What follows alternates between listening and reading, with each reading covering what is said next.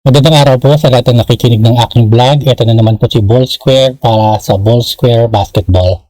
Ngayong araw mo to na ngayong araw po nito ang i-upload ko po is yung tungkol sa mga laban sa quarterfinals. Kasi yung mga nakaraang vlog ko it's about yung mga prediction. And thankfully, yung huling prediction ko yung doon, yung laban from Friday to Sunday, tama lahat ng nasabi ko doon. So this time, tapos na yung lahat ng prediction kung sino yung papasok sa quarterfinals, and then at the same time, kung sino-sino yung maglalaban. What we're going to discuss is yung mga magiging laban. So I will actually upload 4 video about this one. This is for the entire series na para sa 8 team na maglalaban, and that is parang apat na quarterfinals match. Now, ang uunahin ko dito na laban yung gaganapin ng Wednesday. This is first game. Ito yung laban ng TNT versus NLEX. Now, ito sa laban na ito, medyo na-predict ko to na ito yung lalabas sa mga scenario na sila yung maglalaban. Yung TNT will go to 8, and then of course yung NLEX is already nasa number 1 na sila nun eh. Kaya yung laban na ito, medyo napagandaan ko na kung paano ito i-discuss. Now, bago ko simulan yung actual na prediction ko dito, o kaya preview ko dito, nais ko lang sabihin na you just take it with a grain of salt kasi yung opinion ko naman dito, I'm just basing it on the numbers at saka yung actual performance ng team. So, yung actual na laban could actually be different kasi ganoon naman talaga yung basketball eh. Kung ba yung tinatawag nilang bilog ang bola, that happens. Pero bago ko magbigay ng actual prediction ko kung sino yung sa tingin kong pwedeng lamang o lamado, ipapakita ko muna yung mga numero nila at saka yung mga actual performance ng bawat team, including the individual player. Okay po, ang unang matchup po na i-discuss natin, ito yung laban ng Wednesday, first game. This is for the first quarterfinals match. This is TNT versus NLEX. Now, ang NLEX dito sila yung twice to beat, and then yung TNT naman twice to win. So, yung TNT nasa number 8 sila nung matapos yung elimination, and then yung NLEX naman nasa number 1. Now, meron mga chismis sa TNT na talaga daw nagpatalo sila or something eh. Pero ako ay disagree with that one eh. Kasi during my previous vlog, sinabi ko na yung Barangay Ginebra kailangan nilang manalo kasi una gusto nilang makalaban yung Phoenix pag nanalo sila, and at the same time, pwede nilang ma-eliminate yung isa sa MVP teams which is a rival company kapag sila yung dalawa yung nagharap. So, as you look at this one, this is a sister team, parehong MVP team. So, pag nag-aarap sila sa quarterfinals, isa sa kanila yung matatanggal. So, that is good for the San Miguel team.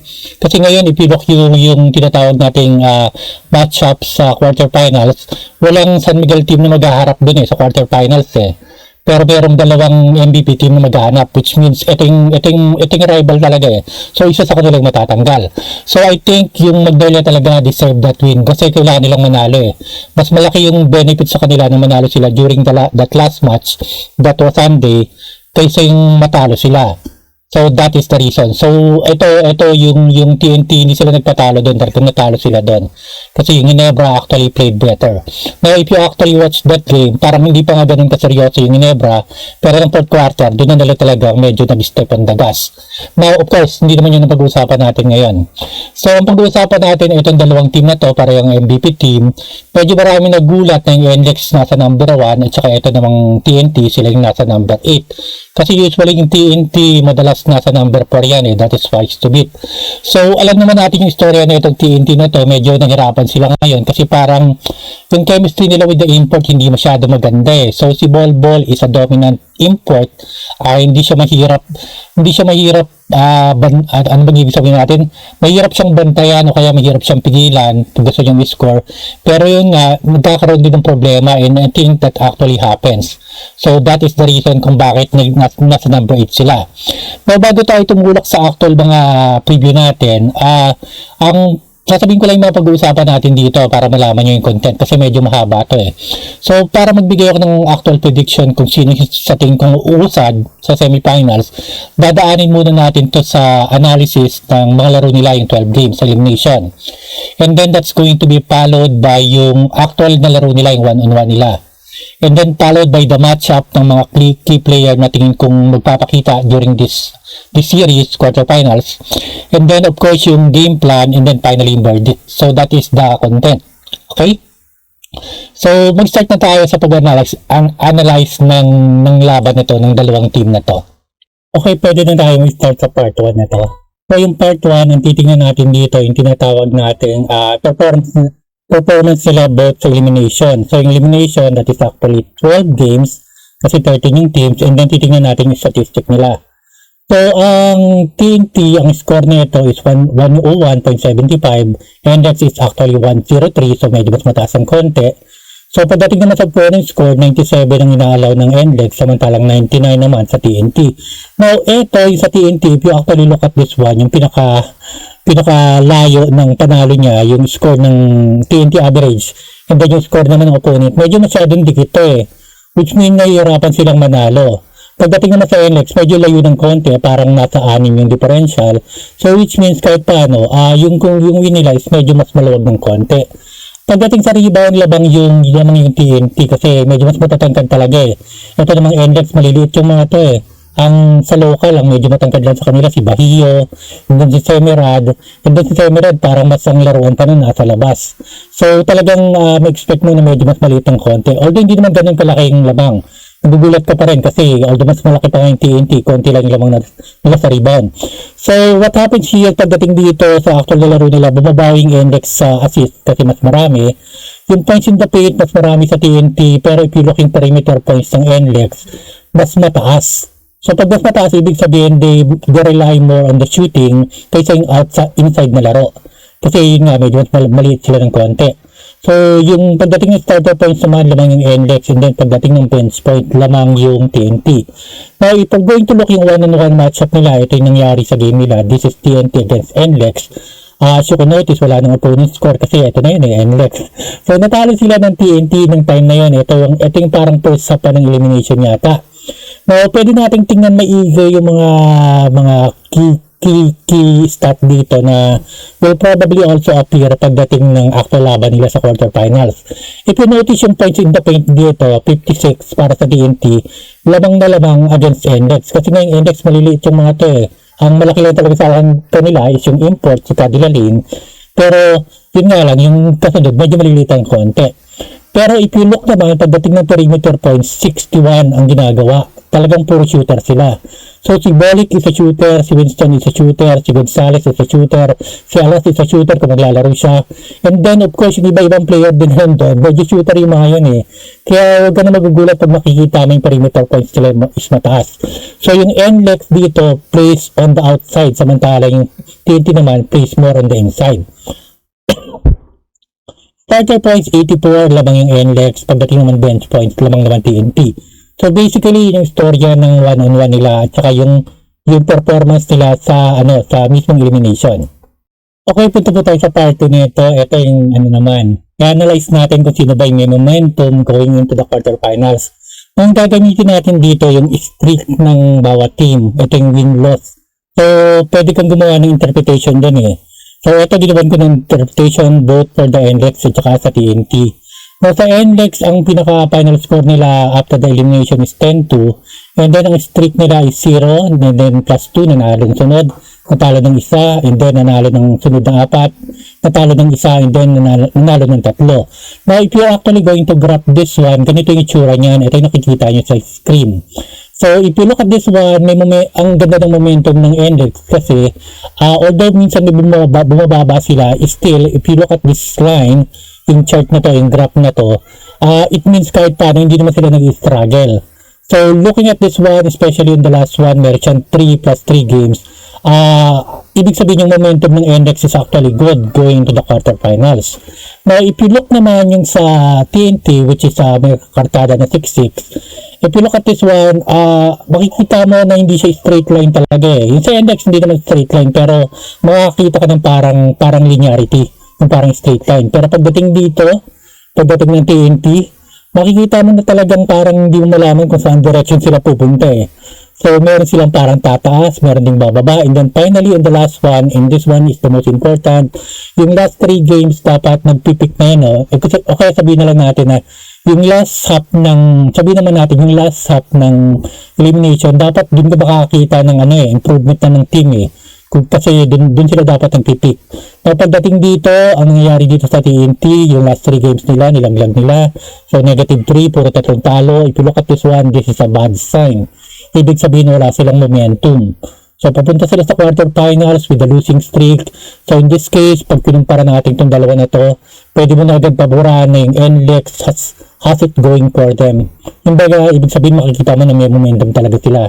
Samantalang pagdating naman dito yung TNT, mukhang lumaylay pa sila sa dulo. So, that is a problem na kailangan nilang resolve. So, between the two, pag namimili ka, sino may momentum going into the quarterfinals, walang duda that is going to be NLEX. Okay po, punta na tayo sa third part ng ating vlog. Ito yung matchup. So, ito dati ko nang ginagawa. Ito yung mga matchup. Now, this time, babaguhin ko ng konti. 4 na player lang kukunin ko sa bawat team and then I'm going to actually compare them. So, it's going to be the import, the leader, the rest back, and then, of course, yung X-Factor. Yung pwede pang gulat. So, yung first one natin na i-matchup natin yung import. This is going to be Bol against Cadila Lane. Now, if you look yung pinaka-stat nito, si Bol has 38.64 points and then 26 si Cadila Lane, which means, of course, lamang si Bol dito. And then, pagdating ng rebound, medyo lamang ng konti si Cadila Lane kasi si Bol, madalas nasa labas to hindi to yung madalas nasa loob talaga So, madalas nasa labas siya, especially when sa offense. Pagdating ng assist, medyo halos pantay lang. Now, if I'm going to choose kung sino yung mas lamang dito, individually, si Bol talaga yung pwede mong sabihin na mas malakas na import. Kasi, it's unstoppable Pag talagang gusto niyang i-score yan. Is 7-3, 7-4. And then, of course, he has guard skill. Pero yun nga lang, pagdating ng actual, sabihin natin, if you're looking for an import na parang magandang chemistry sa team, that is going to be La Lane. Pero if you're actually just going to match yung individual lang, walang problema. Si Bol is actually mas magaling kay Cadila Lane. Pero yun nga lang, si Cadila Lane parang mas magaling para sa isang team. Kasi yun yung nakikita ang problema kay Bol Parang wala siyang chemistry sa mga teammate niya and vice versa. So that is the first matchup for the import. Para sa second matchup naman sa leader, etong lalagay ko dito si Calvin Octana at saka of course si Robert Bolick. Now dito si Calvin Octana medyo mababa yung stat na ngayon as compared sa All Filipino which is lang naman, natural lang naman kasi may import. Pero if you look yung stat ni Bolick dito, parang ganito rin yung stat niya ng All Filipino 20 points and then of course bumaba lang ng konting rebound. And then yung assist mataas pa rin kasi alam kong assist na ito ni Bolick ng All Filipino nasa bandang 10 yata or 9. So yung statistic ni Bolick ngayon hindi ganun kalayo sa statistic ng All Filipino. Pero kay Octana, which of course yung pinaka-recognized leader ng talking text, medyo siya yung medyo mababa as compared to the All Filipino. So this one, obviously, ang lalamang dito sa leader is Bolick. And I think parang ngayon medyo nalilito rin si Octana kasi parang hindi rin niya malaman kung ano yung gagawin niya. Kasi yung buong team, except for the import, is actually struggling. Now, may papakita yung struggle na yon with the rest back. So, this is going to be the third matchup. Ito yung tinatawag ng rest back. Ito yung tinatawag natin na ito yung pinakamalaking katulong sa pinaka-leader nila o kaya pinaka-main star. So, ang main star ng TNT is Octana and then of course followed sa NLEX naman that is actually Bolick. Pagdating dito sa TNT, nang tinitingnan ko kung sino ba yung talagang katulong kay Octana, medyo nahirapan ako kasi parang wala Kasi maraming mga superstars sa TNT. Nandun si Pogoy, nandun si Heading, nandun si Nambatak, nandun si Kelly Williams, nandun si Castro. Pero pag tinitingnan ko yung numbers nila, talagang yung numbers nila is napakababa as compared sa mga talagang dapat average nila. So in a way, parang ang iskoran talaga sa kanila is si Bol, yung import. And then natutulungan siya ni Octana, pero the rest of the TNT medyo mahirap. So in this case, ang pinili ko na lang si Heading talaga. So si Heading kasi yung may pinakamataas na stat. Next to Octana, that is 8.3 points, 3.8 rebounds, and then 2.616 assists. So pagdating dito sa NLEX, naka-jackpot sila with Winston kasi ito yung na-trade nila kapalit ng Policarpio. Now, nangyari kasi dito sa NLEX, kasi dati, especially ng All Filipino, ang tingin ko dito parang lang to puro si Bolick. So patawag nga dito sa team na to, Bolick-centered Pero nang pumasok si Winston, nagkaroon ng another scorer na kayang umiscore at will, and that is Winston. Now, if you look in stat ni Winston, that is 16.67, 3.92 rebounds, and then 2.42 assists. Napakaganda na niya, napakalaki na ng tulong na yan, lalo na meron namang import.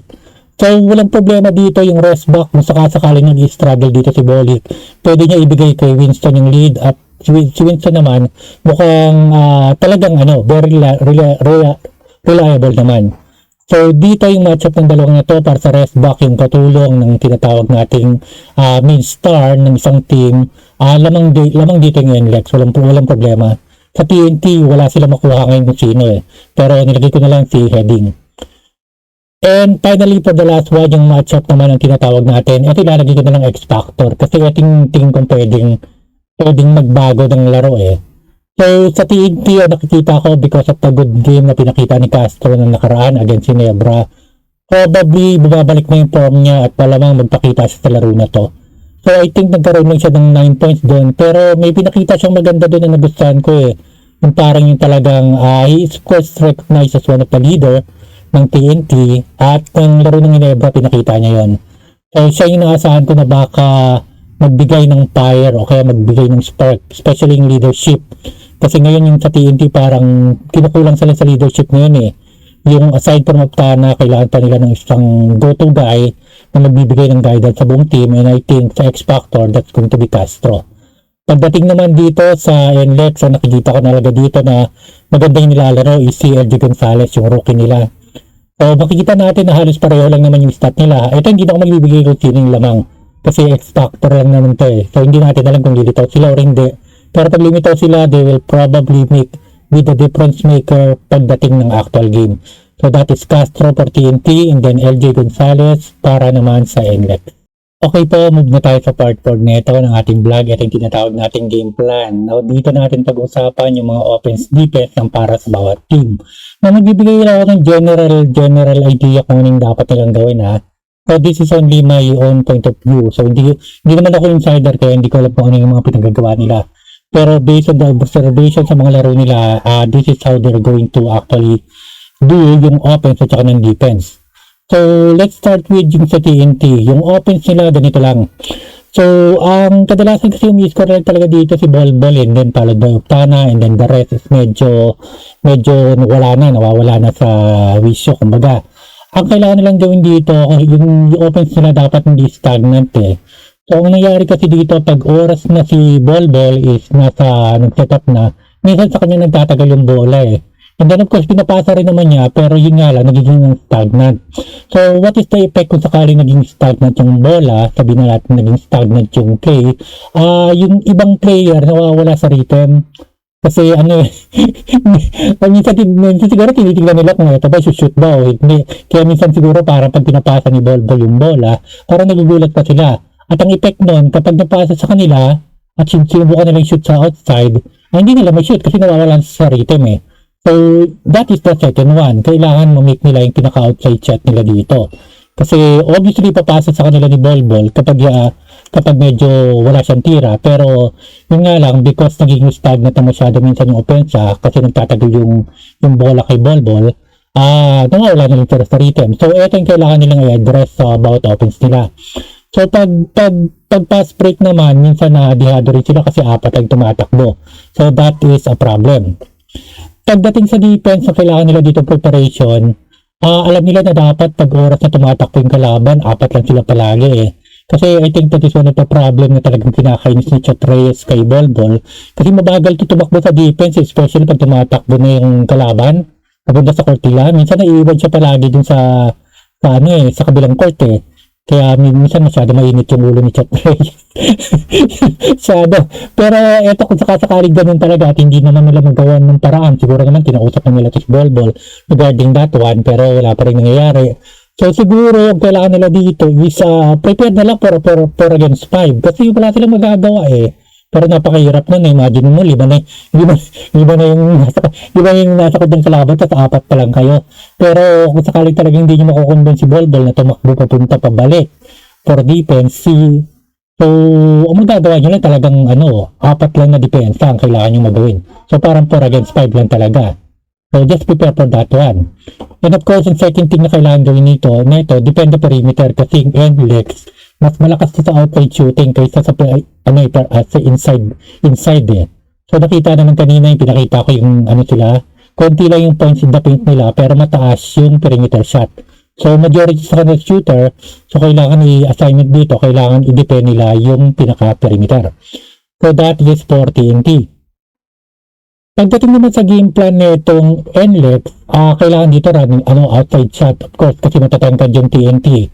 So that is the game naman talaga ng NLEX. Pag nakikita mo yung statistic nila, mas marami silang perimeter shot kaysa inside points. And then of course yung running gun, kasi may advantage sila doon pag tumakbo sila. Si Bol, yun yung problema. Minsan mabagal siya bumalik dun sa para dumipensa. So kapag oras na tinakbahan nila ito, meron silang advantage agad sa offense. And then of course sa defense, kailangan i-box out nila si Bol. Si Bol, ang isang problema, madali uminit yung ulo eh. So pag medyo napainit nila yung ulo nito, hindi naman yung saktan walang ganun. Yung talaga medyo makuha na rin tantrum nito, medyo madali na masira yung laro. At pag nasira yung laro ni Bol, parang sira na rin yung laro ng buong TNT. So I think they will do this one pagdating ng actual na depensa. So that is the game plan for both TNT and NLEX. At finally, napunta na tayo sa pinaka-final part, ito yung verdict. So, sino ba yung team kong nilamado dito, yung pwedeng manalo? Now, this is not for just game 1, this is for yung series na mismo.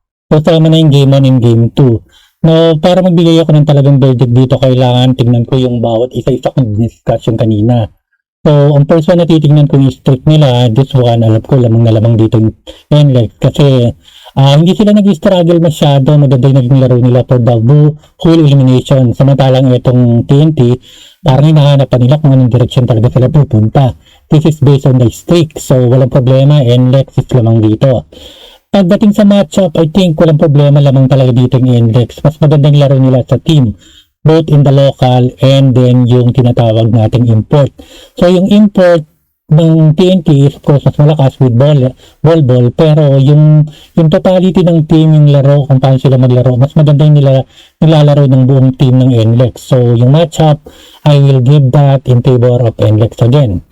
Pagdating ng game plan, ito yung tatawag natin kung sino ba yung mas nakakagawa ng game plan.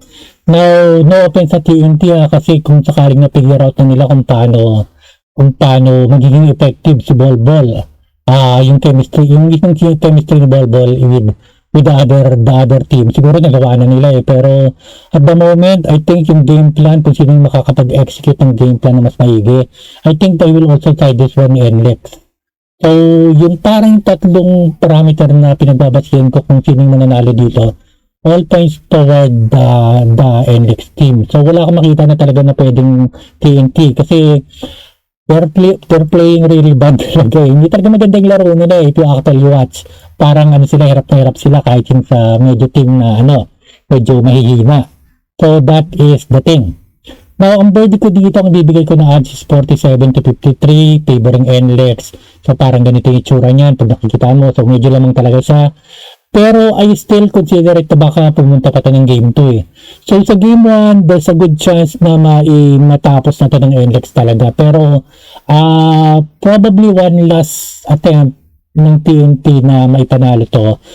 Probably mapunta pa rin sa kanila to, pero probably sa akin yung game 1 mas pinakapaboran ko yung NLEX dito. Pero may high chance pa rin na mapunta sa TNT. Pero pagdating ng game 2 dito, walang duda. And this is ito, pwede nyo kong balikan dito.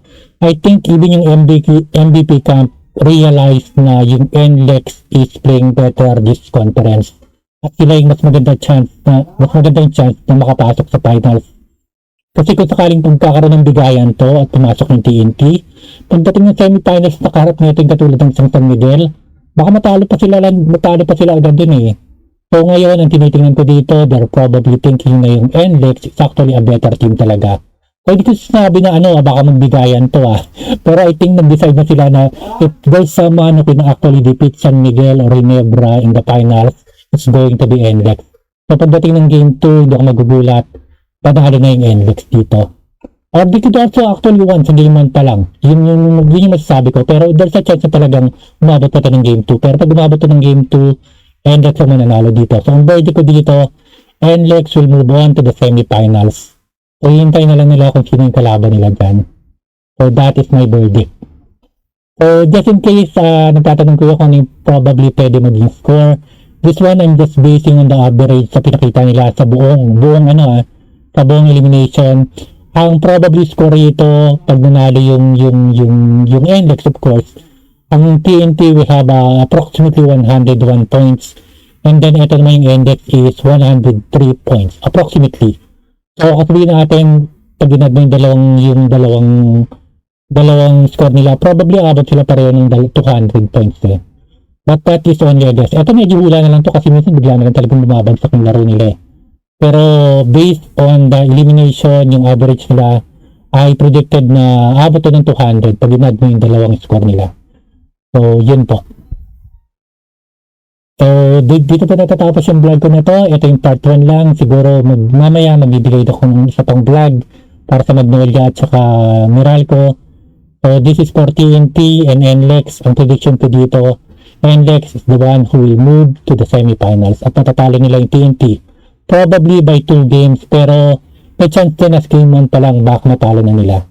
Kasi nga yung TNT is not exactly playing, hindi magandang chemistry nila.